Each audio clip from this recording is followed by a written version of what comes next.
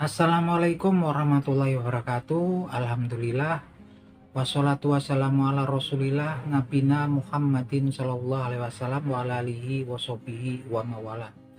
Wa qala Allah ta'ala fil Qur'anil Karim, ya ayyuhalladzina amanu taqullaha wal takum nafsum ma qaddamat liqad. Wa taqullaha innallaha khabirum bima ta'malun. Amma ba'du. Alhamdulillah, kemat pagi para sedulur-sedulur yang saya cintai dan semoga dicintai oleh Allah Subhanahu wa taala. Marilah kita bersyukur atas kehadirat Allah Subhanahu wa taala yang telah melimpahkan rahmat dan kasih sayangnya kepada kita semua sehingga kita bisa berjumpa dan berkumpul di channel YouTube saya ini. Tak lupa sholawat dan salam kita curahkan untuk Nabi Muhammad SAW yang telah melepaskan umat manusia dari jurang kejahilian menuju ketaatan dan pengabdian kepada Allah Subhanahu wa taala. Jadi para sedulur, akhir-akhir ini berita-berita yang memang lagi hangat ya, berita-berita yang lagi populer adalah peningkatan konstelasi antara Iran dan proksi-proksinya ya, seperti milisi Hizbullah di Lebanon, kemudian ada milisi Houthi di Yaman, dan kemudian ada beberapa milisi yang terafiliasi dengan Syiah di Irak, dan juga milisi-milisi yang ada di Syria ya, yang memang kemudian berkonflik keras dengan Israel ya, negaranya kaum bangsa Yahudi yang saat ini lagi sedang berseteru, lagi berkonflik dengan Palestina ya, bangsa Palestina, yang mana teman-teman kalau kita lihat Iran ini adalah satu negara yang memang sebagian penduduknya ini adalah muslim ya, orang Islam yang beraliran Syiah. Begitupun juga proksi-proksinya seperti milisi Houthi di Yaman, ini adalah juga milisi yang terafiliasi sebagai milisi Syiah gitu kan. Juga para pejuang Hizbullah yang ada di Lebanon ini juga berafiliasi dengan aliran Syiah. Begitupun juga para milisi-milisi yang ada di Syria dan di Irak. Walaupun kalau Irak sendiri itu sebagian besar adalah muslimnya muslim Sunni, tapi memang yang saat ini berkonflik dengan Israel adalah milisi-milisi yang terafiliasi dengan aliran Syiah. Nah, kita menjadi tanda tanya besar kita ya di saat kemudian sekarang konflik di Palestina ini sudah nyaris hampir 1 tahun lamanya teman-teman, dan korban jiwanya juga udah mencapai puluhan ribu teman-teman saat ini. Yang ini merupakan suatu ujian cobaan gitu kan bagi umat Islam, tentunya saudara-saudara kita yang ada di Palestina. Tapi teman-teman, kita kadang-kadang berpikir bahwasanya sepertinya ini Iran gitu dan proksi-proksinya adalah garda terdepan pembela gitu kan, pelindung daripada orang-orang Islam saat ini gitu kan, yang dimana ketika terjadi konflik di Palestina juga negara-negara yang notabene saat ini juga ada di sekitaran Palestina seperti Saudi Arabia, kemudian Mesir gitu kan, Yordania, Uni Emirat, dan beberapa negara di Jazirah Arab juga nggak bisa berbuat banyak gitu kan. Yang paling terdepan saat ini adalah Iran dan proksi-proksinya. Tapi teman-teman, tentunya ketika kita memandang suatu masalah, memandang suatu kejadian, referensi kita adalah Al-Quranul Karim dan hadisnya Nabi Muhammad SAW.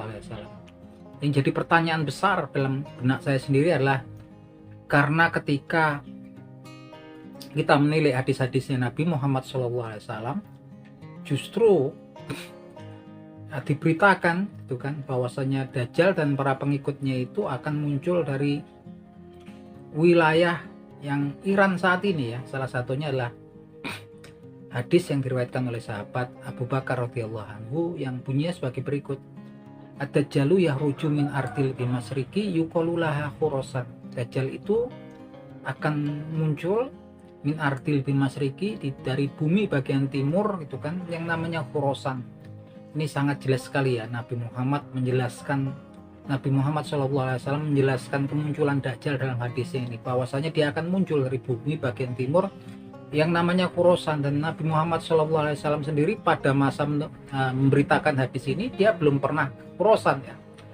Dan Khurasan sendiri adalah suatu region yang saat ini posisi region itu membentang di wilayah Iran, kemudian di kota Tus dan kota Naisapur di Iran, dan juga di kota Merv di Turkmenistan. Kemudian ada kota Herat ya di Afghanistan, dan kemudian ada provinsi Balochistan di Pakistan. Ini regionnya di wilayah-wilayah memang yang dari timur Jazirah Arab gitu kan.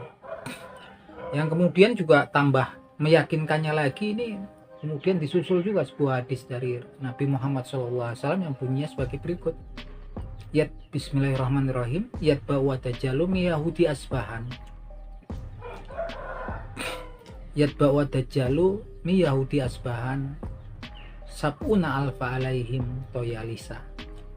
Artinya sebagai berikut, Dajjal itu nanti akan diikuti orang-orang Yahudi dari kota Asbahan atau kota Isfahan, sab'una alfa 70.000 ya, alaihim toyalisah, dan mereka menggunakan toyalisah, semacam jubah khusus tradisional orang-orang Yahudi ketika mereka beribadah.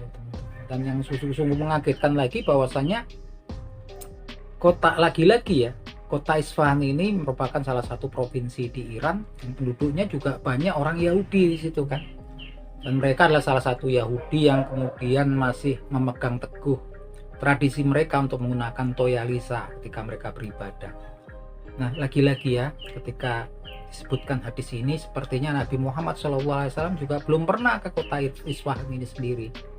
Karena memang Iran sendiri waktu itu kan dikuasai oleh Isra Persia ya, orang-orang Majusi yang baru ditaklukkan oleh umat Islam, yaitu di masa kekhalifahan Umar bin Khattab radhiyallahu anhu, sahabat Umar bin Khattab radhiyallahu anhu.